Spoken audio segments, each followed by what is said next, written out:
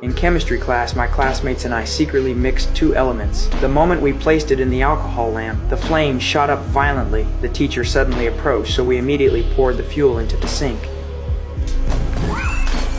Fortunately, nothing happened, but this proved our rocket fuel had succeeded. We raced to the mine site for a launch test. After liftoff, the rocket suddenly veered off course. It nearly hit a passerby nearby. The man didn't blame us. Instead, he pointed out the flaw. Ordinary steel couldn't withstand the heat. We needed SA high-temperature steel. But that steel was expensive and rare, far beyond our means. With no other options, we headed to the abandoned railroad tracks. 12 miles of track, we dismantled it piece by piece. Just as we were celebrating the money we'd make, a distant train whistle sounded.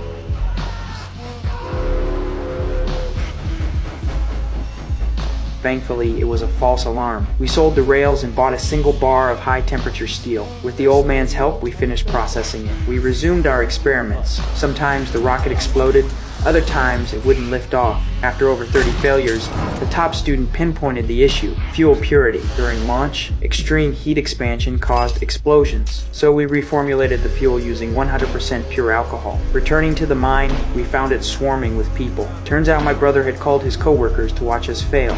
I ignored them and activated the ignition. The rocket soared skyward, shooting straight into the clouds. The crowd erupted in cheers. Even the teacher gasped in amazement. Soon, we were invited to compete in a science fair. Winning an award could rewrite our lives. I shared the news with my father, but he said, "If you want fame, go play soccer. If that doesn't work, come mine coal. That's the stable path." But I didn't want to spend my life in a coal mine. To prove myself, I built a new rocket. Countdown complete. The rocket launched successfully. Everyone was stunned. Reporters climbed the hill to cover our story. Even the school beauty came to ask for my autograph. But before we could celebrate, the police took us away. A forest fire had started, and the crash site matched the rocket's trajectory. Luckily, we were minors and bailed out by our parents. On the way home, my father berated me the entire journey. After that, our rocket team disbanded.